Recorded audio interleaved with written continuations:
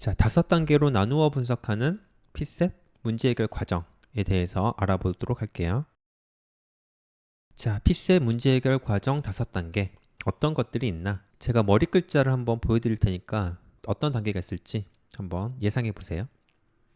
하나씩 보도록 할게요. 자, 첫 번째 R 바로 recognizing 문제 인지 단계입니다. 문제 인지 단계는 내가 이 문제를 풀 수 있나 없나 이걸 결정하는 단계라고 보시면 돼요. 다음 두 번째 U는 바로 understanding입니다. 문제에는 여러 가지 조건들이 제시가 될 거예요. 그 조건들을 이해하는 단계가 바로 두 번째 조건 이해 단계라고 보시면 됩니다. 다음 세 번째 L looking for theory 바로 이론 탐색 단계예요.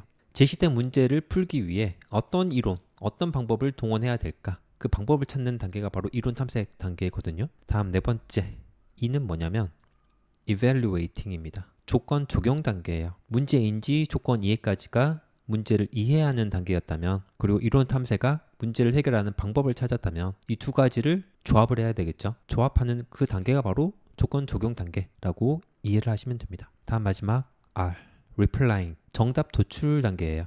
조건 적용과 정답 도출 거기서 거기일 것 같은데 왜 이렇게 구분했을까? 그 구분한 이유가 있거든요. 이따가 자세하게 다뤄봅시다. 자, 먼저 첫 번째 recognizing부터. 자, recognize 문제인지 바로 문제 해결 과정의 첫 번째 단계인데요. 이 단계에서는 우리가 어떤 것에 신경을 써야 되냐면 문제 첫인상에 따라서 문제를 풀지 말지 결정을 해야 된다는 겁니다. 피셋이라는 시험은 100점 받으려고 보는 시험은 아니에요. 한 70점대 후반에서 80점 그 사이에서 커트라인이 많이 형성이 되거든요. 100점 맞을 필요는 없는 시험, 하지만 고득점을 하면 좋은 시험, 그런 시험이죠. 모든 문제를 다 풀어서 마치겠다라는 전략은 바람직하지 못해요. 아마도 거의 필패할 겁니다. 1번부터 순서대로 쭉쭉쭉 풀어서 마지막 문제까지 나는 내 실력으로 다 풀어서 마칠 거야. 그런 전략이 잘 통하지 않는 시험이라는 거예요. 최대한 제한된 시간 안에 정확하게 풀어낼 수 있는 그런 문제들을 잘 골라내셔야 돼요. 그렇게 해야지 정답률을 올릴 수 있고 커트라인에 가까운 점수를 확보할 수 있기 때문에 그렇습니다. 그 문제를 풀지 말지를 어떤 방식으로 결정을 해야 되냐. 전 피셋 같은 경우는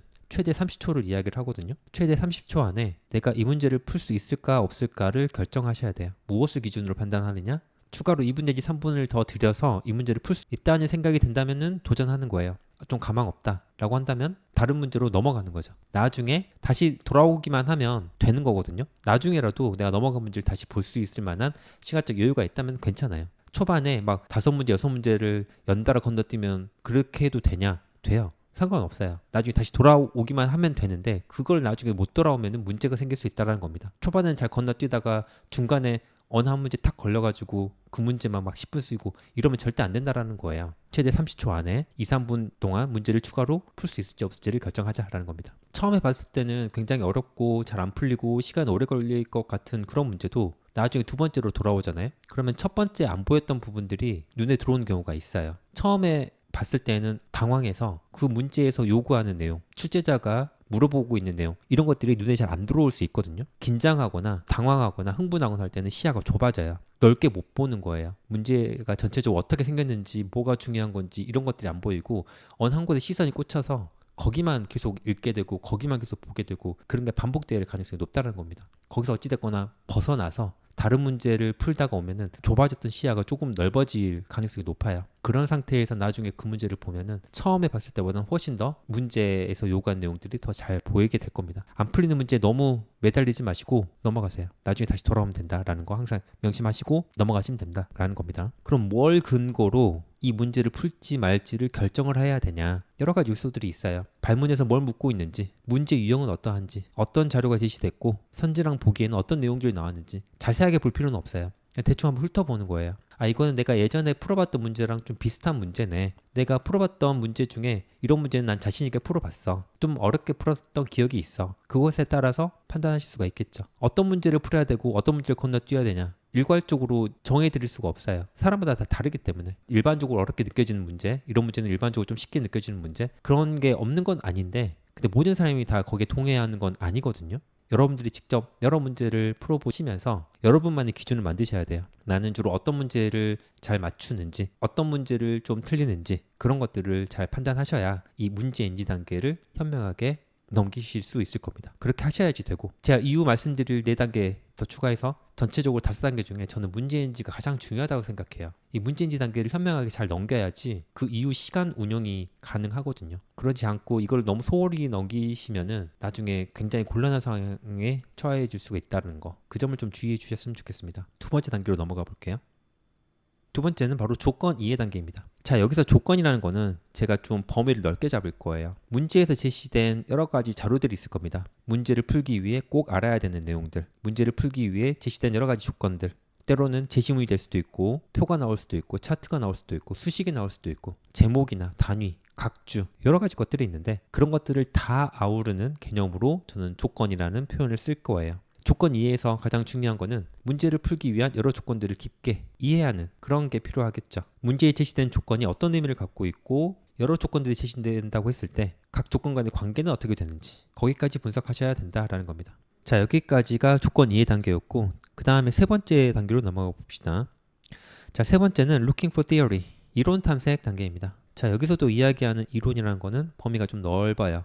자료 해석에서 이런 이론들이 많이 나오거든요. 연산 이론 이런 것들. 근데 그것뿐만 아니고 언어 논리든 상황 판단이든 어떤 문제를 풀기 위한 방법, 도구 이런 것들을 다 아우르는 개념으로 저는 이론이라는 표현을 쓸 거예요. 그럼 이론 탐색에서 우리가 해야 될 거는 뭐냐? 주어진 문제를 해결하기 위한 방법. 그게 과연 뭘까? 그걸 찾는 단계예요. 바로 이러한 특성 때문에 피셋 문제 해결 과정 5단계 중에 유일하게 사전적으로 대비할 수 있는 파트라고 생각을 합니다. 앞서 언급해드렸던 문제 인지, 조건 이해, 이 단계는 어찌됐거나 구체적인 문제가 주어져야지 우리가 판단할 수 있거든요. 문제가 주어지지도 않은 상태에서 문제를 풀지 말지 결정한다거나 문제에 제시된 조건을 이해한다거나 이건 애당초 불가능하잖아요. 이건 문제가 주어져야지 우리가 뭔가를 해볼 수 있는 영역이에요. 이후로 소개해드릴 조건 적용, 정답 도출도 마찬가지. 문제가 주어져야 조건을 적용을 해서 정답을 찾고 할 거란 말이죠. 근데 이론 탐색은 좀 달라요. 적어도 내가 지금까지 풀었던 문제들을 정리를 해보시면서 이런 종류의 문제는 이렇게 풀면 되겠다. 긴 제시문이 나왔을 때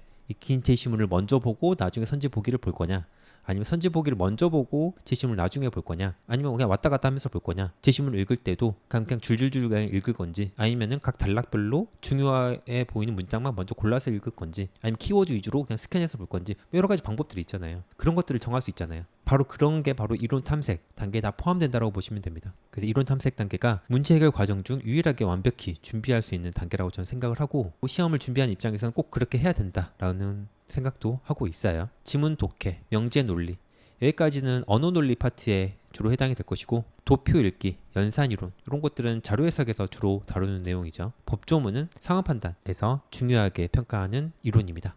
다음 evaluating, 조건 적용 단계입니다. 자, 조건 적용 단계는 조건 이해 단계에서 이런 조건들이 쓰였구나 이해를 했고, 이론 탐색에서 이 문제를 풀기 위한 방법을 찾았다면 이 두 가지를 결합하는 게 필요하겠죠. 이 조건들을 이런 방법으로 결합을 해가지고 풀어나가면 되겠네. 바로 그 작업을 하는 거예요. 그래서 상황 및 조건을 구체적으로 적용해서 분석하는 단계다. 말 그대로 실질적으로 문제를 풀어나가는 단계에 해당하기 때문에 이 단계만 수월하게 잘 넘기신다면은 웬만한 문제는 거의 다 풀리실 거예요. 문제 해결 과정 5단계를 지금 순차적으로 설명을 해드리고 있잖아요. 근데 나중에 여러분들이 문제 푸는 게 숙달되시고 또 여러 문제를 접하시고 하시다 보면은 이 단계가 약간씩 뒤죽박죽 섞일 때도 있을 거예요. 경우에 따라서는 문제를 보자마자 문제 인지, 조건 이해, 이론 탐색까지 다 건너뛰고 그냥 바로 문제를 풀어보자, 조건 적용을 바로 넘어갈 수도 있어요. 풀어보다 보니 나중에 조건 이해를 뒤늦게 발견하기도 하고, 내가 처음에 생각했던 문제 풀이 방법이 이거 적용 안 되는 것 같은데 다른 방법이 뭐 있나? 라는 식으로 다시 이론 탐색으로 돌아갈 수도 있을 겁니다. 제가 순차적으로 알려드린 이 5단계가 가장 이상적이고 일반적인 케이스이겠지만 막상 실전에서는 꼭 이 순서대로만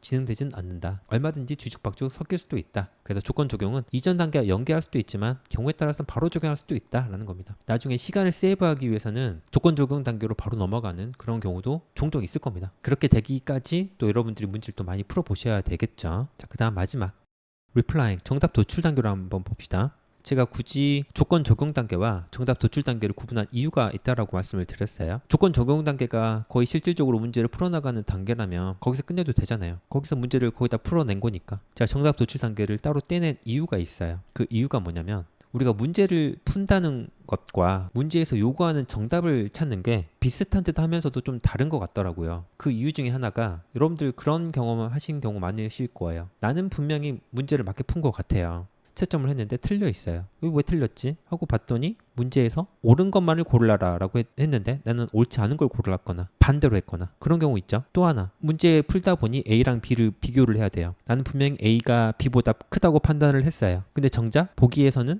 A가 B보다 작다 또는 B가 A보다 크다, 이거를 옳은 걸로 판단하고 체크를 해버린 거예요. 그럼 이것도 문제를 푼 것 이후로 뭔가 내가 실수를 한 거잖아요. 내가 문제를 푼 것과 문제에서 요구하는 정답을 찾는 것 사이에 한 번 더 우리가 생각해 볼 지점이 있는 것 같다라는 취지로 정답 도출 단계를 분리를 했습니다. 정답 도출은 문제에서 요구하는 정답을 찾아내는 단계로 우리가 정의할 수 있고, 이 단계를 현명하게 잘 넘기려면은 발문을 먼저 꼭 확인하세요. 문제에서 정답을 고르기 전에 발문에서 옳은 걸 고르라고 하는 건지 옳지 않은 걸 고르라고 하는 건지 이걸 꼭 확인을 하시고, 정답 도출 단계에서만 또 적용할 수 있는 요령이 또 있죠. 자, 피셋 문제 유형은 선지형, 보기형 이렇게 나눌 수 있거든요. 여기서 선지는 선택지, 선택할 수 있는 후보를 주고서 그 중에 선택해봐, 그런 내용인데 1번부터 5번까지 내용을 주고 그 중에서 옳은 것 또는 옳지 않은 것을 골라봐라, 그런 문제가 이제 선지형인 거고, 보기형은 답이 될 수 있는 후보를 여러 개를 주고 그 중에 몇 개를 골라봐라, 그런 의미죠. 일반적으로는 피셋 문제에서는 기역, 니은, 디귿, 기역, 니은, 디귿, 리을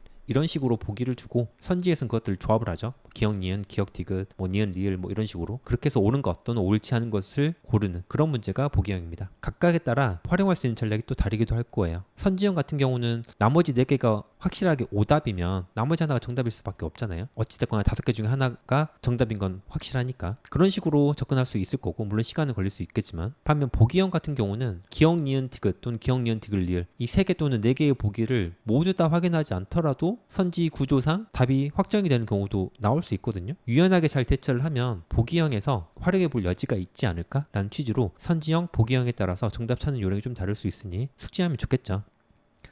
자, 지금까지 다룬 문제 해결 과정 5단계 다시 정리를 해볼게요. 첫 번째, recognizing, 문제인지. 이 단계에서 가장 중요한 거는 내가 이 문제를 풀지 말지를 한 30초 정도 여유를 두고 생각을 해보자라는 겁니다. 30초보다 더 짧은 시간에 결정할 수 있으면 더 좋겠죠. 30초는 최대치로 제가 잡은 시간이에요. 30초를 넘지 않았으면 좋겠다라는 취지로 말씀을 드린 겁니다. 30초 안에 내가 추가로 2, 3분 정도 시간 들여서 문제를 풀 수 있을까? 있다면 도전하는 거고, 없다면 빨리 다른 문제로 넘어가자. 그게 가장 중요하다라는 거예요. 5단계 중에 어찌 보면 가장 중요한 단계일 수도 있겠다라는 이야기도 했었습니다. 두 번째, understanding, 조건 이해 단계. 이 단계에서 우리가 신경 써야 될 거는 문제에 주어진 여러 가지 자료들, 조건들 이런 것들을 충분히 이해하고 문제를 풀어나가기 위한 기반을 닦는 그런 활동이라고 말씀을 드렸어요. 문제에 제시된 여러 가지 자료들을 다 뭉뚱그려서 조건이라는 표현을 썼다라고도 했죠. 다음 세 번째, looking for theory, 이론 탐색 단계. 우리가 유일하게 사전적으로 완벽하게 준비할 수 있는 단계라고 말씀을 드렸습니다. 문제를 풀기 위한 방법은 뭔가, 이론적인 베이스는 뭐가 있을까, 그런 것들을 찾아보는 단계가 바로 이론 탐색 단계라고 볼 수 있고, 다음 네 번째, evaluating, 조건 적용.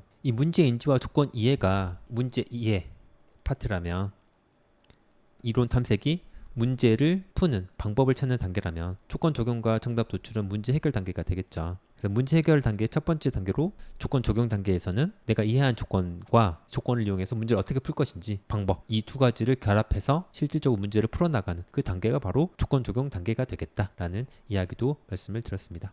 추가로 조건 적용 단계가 순서상으로는 네 번째이긴 하지만 나중에 여러분들이 문제 푸는 게 익숙해지시면은 경우에 따라 건너뛰어서 바로 조건 적용 단계로 넘어갈 수도 있다라는 이야기도 드렸었죠. 그리고 정답 도출 단계, 조건 적용과 정답 도출 단계 분리한 이유가 있다고 말씀을 드렸어요. 문제를 푼다는 것과 문제에서 요구하는 정답을 찾아내는 게 비슷한 듯 보이지만 다를 수도 있겠다. 그리고 정답을 고를 때는 항상 발문에서 옳은 걸 고르라고 하는 건지 옳지 않은 걸 고르라고 하는 건지 유념하자라는 이야기도 말씀을 드렸습니다. 문제가 선지형이냐 보기형이냐에 따라서 정답 찾는 요령이 좀 달라질 수도 있겠다라는 내용도 말씀을 드렸죠.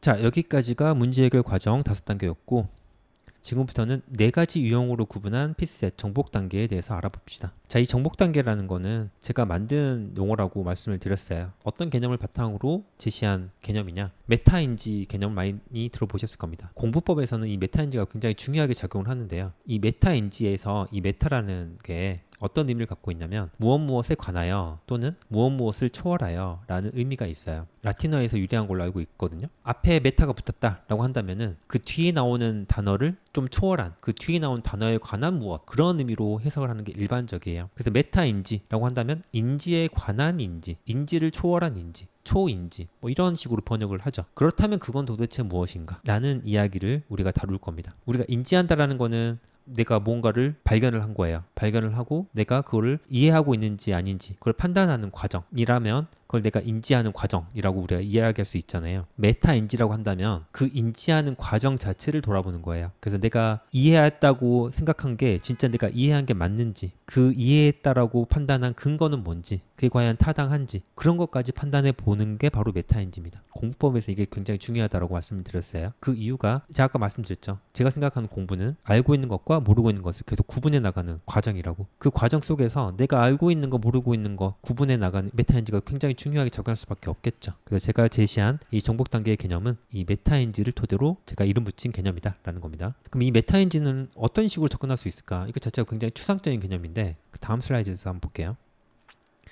자, 메타인지는 그 특성에 따라서 두 가지 기준으로 나눠서 접근할 수가 있어요. 하나가 객관적 기준이 있고 또 하나가 주관적 기준이 있습니다. 객관적이라는 거는 다른 사람들도 뭔가 동의할 수 있는 그런 걸 우리가 객관적이라 하는 거고, 주관적은 그렇지 않잖아요. 그러니까 본인만 판단할 수 있는 그런 거를 주관적으로 많이 정의를 내리죠. 메타인지에서도 비슷합니다. 메타인지에서 객관적 기준이라는 거는 어떤 내용에 대해서 알고 있는지 모르고 있는지를 제3자가 판단하는 거예요. 다른 사람이 이 사람이 이걸 지금 알고 있나 모르고 있나를 판단할 수 있는 그 기준을 바로 객관적 기준이라고 하는 겁니다. 반면 주관적 기준은 그렇지 않겠죠. 다른 사람이 판단 못해요. 오로지 본인만이 판단할 수 있어요. 본인만이 내가 이걸 알고 있다고 생각하는지 모르고 있다고 생각하는지 판단해야 된다라는 겁니다. 자, 그러면 객관적 기준을 봤을 때 알고 모르고, 주관적 기준으로 봤을 때 또 알고 모르고, 총 4가지 영역이 가능하겠죠. 이 슬라이드에서는 세로 방향에 있는 모른다, 안다, 여기가 바로 객관적 기준입니다. 객관적으로 봤을 때 모르는 상태인지 아는 상태인지 그걸 나타내는 것이고, 가로 방향에 있는 알고 있다 모르고 있다, 요거는 주관적 개념이에요. 즉 알고 있다고 생각하는지 모르고 있다고 생각하는지. 그럼 이것에 따라서 4가지 영역으로 나눌 수가 있죠. 각 영역에 대해서 제가 이름을 붙인 게 모모 단계, 모아 단계, 아 단계, 아모 단계 이렇게 나눴거든요. 하나씩 보시면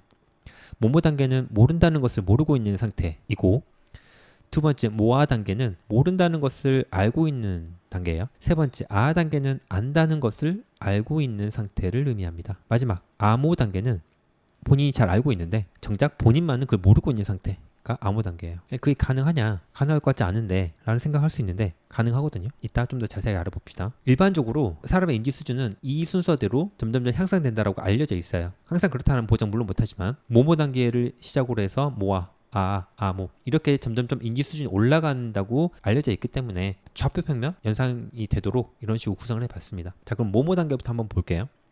자, 모모 단계는 모른다는 것을 모르고 있는 상태예요. 객관적으로 봤을 때 이 사람이 잘 모르고 있거든요. 근데 본인도 본인이 얼마나 모르는지를 모르고 있는 그런 상태인 거죠. 제가 경험을 해볼 때 이 모모 단계인 분들은 어느 때에서 가장 많이 발견이 되냐면 이제 막 진입하신 분들 있죠. 이제 막 시험에 진입하고 이제 막 준비하는 초시생들한테서 모모 단계가 많이 관찰이 되는 것 같아요. 이제 막 시험에 진입했고 이제 공부를 막 시작했기 때문에 문제의 내용을 거의 모르는 상태라고 보시면 됩니다. 문제를 읽어도 그래서 뭘 묻는 거지? 뭘 내가 더 해야 되지? 여기서 묻는 게 뭐지? 그것조차 잘 모르고 있는 그런 단계. 문제를 틀리더라도 이 문제를 왜 틀렸는지 그 원인을 파악하거나 그 문제에 대해서 질문하는 것도 좀 어려워하는 경우가 많아요. 강의를 하고 상담을 하고 하면서 지금 이 질문하는 분이 어느 정도 수준인지를 저는 질문하는 내용만 들어도 좀 감이 오더라고요. 모모 단계에서는 좀 막연한 질문, 두루뭉술한 질문밖에 못하는 것 같아요. 단순한 수준의 질문이죠. 이 문제는 어떻게 풀어요? 이 문제 정답은 왜 4번이에요? 왜 이건 정답이 안 돼요? 이 정도 질문만 가능하다라고 한다면 저는 모모 단계인 것 같아요. 본인 스스로 본인이 왜 틀렸는지 원인 파악이 잘 안 되기 때문에 질문도 그렇게 두루뭉술하게 나올 수밖에 없는 거거든요. 그럼 이 모모 단계인 분들에게는 저는 어떤 식으로 지도를 하냐면 피셋 시험에 대해서 좀 충분하게 이해하는 시간을 가졌으면 좋겠습니다. 이 피셋이라는 시험도 20년이 됐잖아요. 여러 다양한 팁들이 많이 공유가 되고 있어요. 피셋 시험은 어떤 식으로 해야 된다더라, 어떻게 준비하면 된다고 하더라, 이것만 하면 된다, 저것만 하면 된다, 이 강의가 좋다, 저 책이 좋다, 뭐 온갖 이야기를 많이 들을 텐데 이 시험에 대한 이해부터 제대로 하는 게 꼭 필요합니다. 이 피셋이라는 시험은 얼마나 많이 알고 있는지 묻는 시험이 절대 아니에요. 내가 문제를 얼마나 잘 이해하고 있고 얼마나 잘 해결하는지를 평가하는 시험이다. 항상 그걸 잊지 마시고, 그럼 나는 어떤 식으로 문제 이해 능력, 해결 능력을 높일 수 있을까? 각 과목별로 어떤 유형의 문제가 나오고 있나, 그런 문제들에 대해서 나는 어떤 식으로 대처를 해야 되나, 그런 점에 점에 좀 더 신경을 써서 시험에 대한 이해부터 하시는 게 더 필요하지 않을까라는 생각을 해요. 그것만 해도 충분해요. 사실 모모 단계에서는 시간이 지나면 점차적으로 여러분들이 더 높은 수준으로 올라갈 겁니다. 그 다음 단계가 바로 모아 단계잖아요. 모모 단계랑 비교했을 때 차이점은 객관적으로 봤을 때 모르는 거는 비슷해요. 다만 다른 거는 본인이 뭘 모르고 있는지를 이제 조금씩 알아가는 단계가 됩니다. 문제를 틀렸다고 했을 때 틀린 원인을 조금씩 파악하게 돼요. 질문하는 내용도 조금 더 구체적으로 바뀌죠. 2번 선지를 이런 식으로 풀었는데 여기서 뭔가 문제가 있는 것 같은데 뭐가 문제인지 모르겠습니다. 어떤 부분에서 실수 또는 잘못을 했나요? 이런 식으로 질문을 한다면 그러면 아마 모아 단계일 가능성이 높아요. 질문한 내용이 좀 더 구체적이게 되는 거죠. 그럼 이 모아 단계는 어떤 식으로 공부를 하면 좋을까? 이 모아 단계에 있으신 분들은 크게 두 유형을 나눌 수 있을 것 같아요. 하나는 공부를 하면 할수록 내가 아는 것보다 모르는 게 더 많은 것처럼 느껴져요. 안다고 생각하는 것들도 막상 보니까 아니에요. 모르는 내용이에요. 그럼 여러분들 어떤 느낌이 들까? 첫 번째, 좌절하는 기분이 좀 들 수 있죠. 난 한다고는 했는데 해도 끝이 없네. 걔도 모르는 것만 나오네. 나랑 맞는 게 맞아? 그냥 적고 다른 건 할까? 라는 생각할 수 있죠. 또 다른 유형은 내가 잘 알고 있을 줄 알았는데 하다 보니까 모르는 게 이렇게나 많네. 공부를 해도 모르는 게 계속 나오네. 더 많이 알아가야 되겠다 라고 오히려 동기부여가 되는 그런 유형도 있을 거예요. 시험 대비할 때 어떤 유형이 더 바람직할까? 여러분들도 느끼시죠? 첫 번째 유형의 경우는 사실 거기서 어떻게 해결책을 찾기가 어렵잖아요. 이미 좌절해버린 상황에서 어떻게 뭐 더 나갈 방법이 없잖아요. 모르는 게 나오더라도 저는 쉽게 포기하지 않았으면 좋겠습니다. 시간이 해결해 줄 거예요. 지금은 모르더라도 좀 더 반복하고 좀 더 공부하시고 문제 풀고 하시다 보면은 언젠가는 이해될 날이 올 거예요. 그걸 믿고 지금 힘들지만 그래도 한 번 더 문제 풀어보자. 책 한 번 더 한번 봐보자. 그런 식으로 접근하는 게 좀 더 현명한 것 같습니다.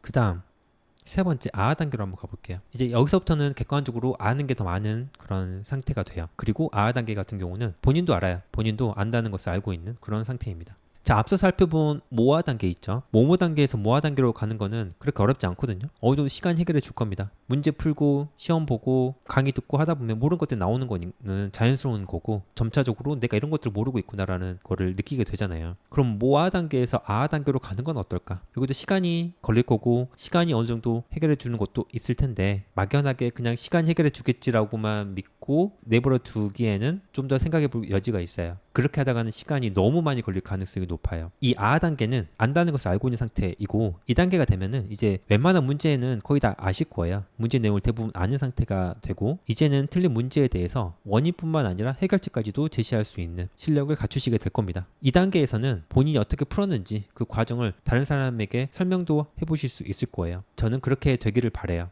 내가 뭔가를 알고 있다라고 한다면 그걸 어떤 식으로 스스로 깨닫게 될까? 나 이거 진짜 아는 게 맞아. 내 스스로를 납득시키는 거죠. 아, 나 이 내용 알고 있어 라는 거를 어떤 식으로 알게 될까? 저는 그게 가장 좋은 방법이 설명이라고 생각하거든요. 내가 배운 내용, 내가 푼 문제, 내가 익힌 이론, 개념 이게 내가 제대로 알고 있는 게 맞나라고 판단하기 위해서는 그거를 다른 사람에게 설명해 보면 돼요. 이때 두 가지 기준이 있어요. 하나는 알기 쉽게 설명해야 된다는 거, 알기 쉽게. 그리고 또 하나는 정확하게 설명을 해야 된다는 거. 이 두 가지 기준 다 만족해야 돼요. 다른 사람에게 내가 푼 문제, 내가 익힌 개념, 이론 이런 것들을 알기 쉽고 정확하게 설명할 수 있다. 그렇다고 한다면 여러분들은 그 내용에 대해서 제대로 알고 있는 게 맞을 겁니다. 근데 그렇지 않다? 뭐 하나라도 부족한 게 있다? 라고 한다면 아직 공부가 부족한 거예요. 그 부분은 여러분들이 더 훈련을 더 해야 되는 그런 부분일 가능성이 높습니다.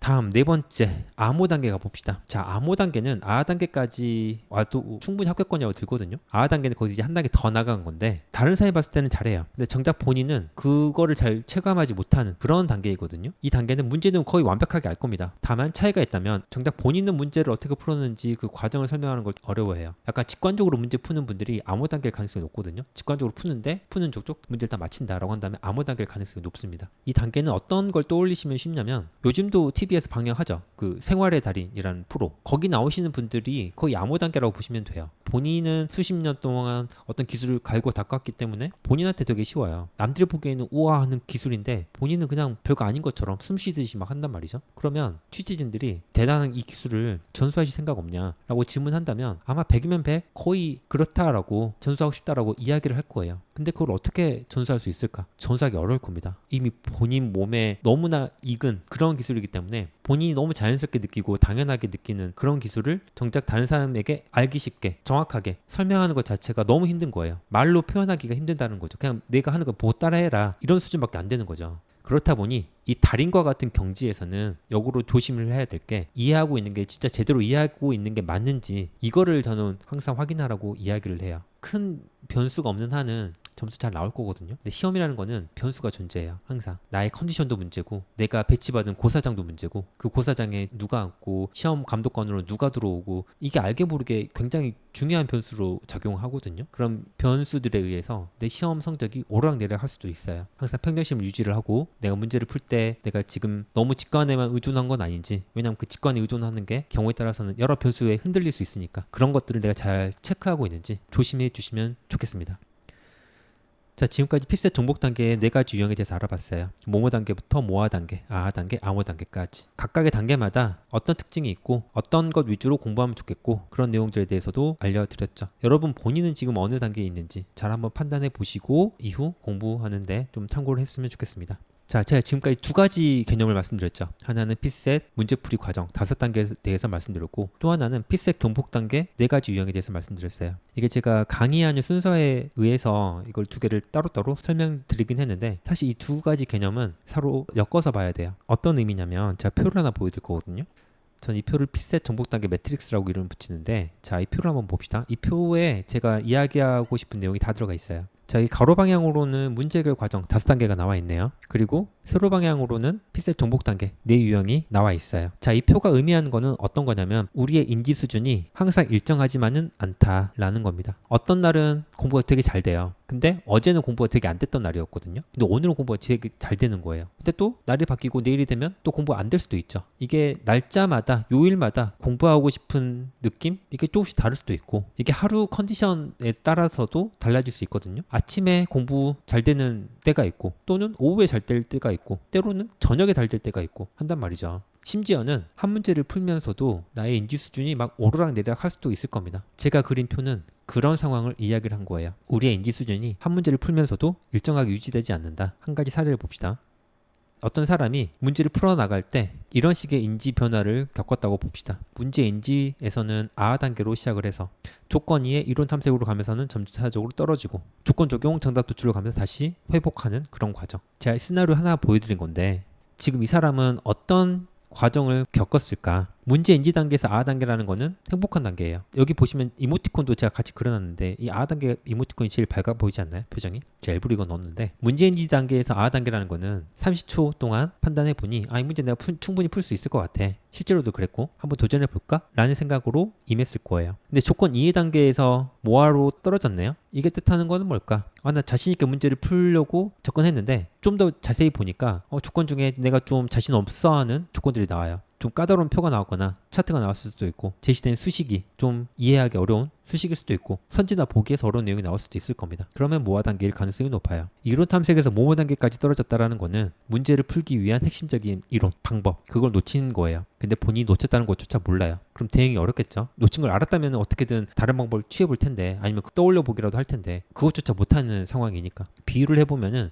자료에서 문제를 푸는데 어떤 문제는 가주평균을 반드시 적용해야 되는 문제예요. 근데 문제만 봐서는 이게 가주평균 문제인가? 잘 모르겠어요. 근데 모르겠다는 것조차 몰라요. 가주평을 써야 되는 문제임에도 불구하고 그걸 모른다는 거죠. 그렇다면 모모 단계일 가능성이 높습니다. 조건 적용 단계에서 모아 단계다. 예를 들어 선지형 문제인데 1번, 2번까지 있는데 2번하고 3번을 보니까 이거 좀 어려울 것 같아요. 시간이 오래 걸릴 것 같아. 이건 일단 제끼고. 근데 4번을 보니까 4번은 좀 풀만해요. 그게 바로 이제 정답 도출 단계에서 아 단계로 올라가게 된 동기가 될 텐데 2, 3번 일단 건너뛰고 4번을 보니까 이건 내가 풀 수 있을 것 같고 4번을 보니까 이게 문제에서 요구하는 정답인 것 같아요. 실제로도 그랬고 그렇다면 우리가 정답 도출해서 아 단계로 아주 행복하게 끝낼 수 있겠죠. 제가 지금 시나리오 하나 보여드렸다고 했죠. 그럼 이런 식의 시나리오가 몇 가지나 가능할까? 계산 한번 해봅시다. 이게 각 단계별로 4개의 인지 수준이 있는 거잖아요. 그럼 4를 5번 곱해주면 될 거예요. 그럼 4의 5제곱이 될 것이고 얘는 2의 10제곱이랑 같거든요. 그럼 얘는 1024가지예요. 1024가지. 1024가지의 가능성이 있는 겁니다. 제가 아주 자신 있게 확신하건데 여러분이 문제 푸는 상황은 이 1024가지 중 하나일 거예요. 분명히 있을 겁니다. 그 과정이 어떤 건지 여러분이 만약에 인지하시고 문제를 푸신다면은 좀 더 나을 거고 그걸 모르는 상태에서 한다면은 더 해결책이 없겠죠. 근데 실전에서는 아마 그런 거 신경 쓸 시간도 없이 문제 풀기에 바쁠 겁니다. 여러분 이런 거는 평상시 훈련하실 때 하셔야 돼요. 그래서 저랑 같이 수업을 할 때에는 그런 부분에 좀 더 초점을 둬보자 라는 이야기입니다. 그렇다면 이 1024가지 같은 이 가능성을 하나하나 나눠가지고 접근하는 방법을 찾아야 되냐 전략을 찾아야 되냐 그렇게는 안 돼요. 사람은 그런 식으로 대응할 수는 없어요. 가지수가 뭐 5, 6가지만 돼도 많은데 1024가지 이거 어떻게 이걸 다 할 거예요. 그렇게는 못해요. 우리가 할 수 있는 최선은 이렇게 할 수밖에 없어요. 각 단계별로 저는 이 아하 단계가 가장 이상적이라고 말씀드렸잖아요. 가능하면 이 아하 단계를 유지할 수 있는 방향으로 가야 돼요. 그걸 목표로 삼고 공부를 하셔야 된다라는 겁니다. 그렇게만 하실 수 있으면은 웬만한 합격권에는 이룰 수 있다라고 저는 생각을 해요. 이게 되기 위해서라도 이 아하 단계에서 요구하는 공부 방법 그런 것에 좀 더 관심을 기울이실 필요가 있어요. 제가 이후 말씀드릴 스텝 공부법도 이 아하 단계를 염두에 두고서 제시해 드리는 개념들이거든요. 그 점 참고하셔가지고 이후 강의 내용 또 들어보시면 좋겠습니다. 자, 여기서 잠깐 끊고 다시 또 이어가도록 할게요.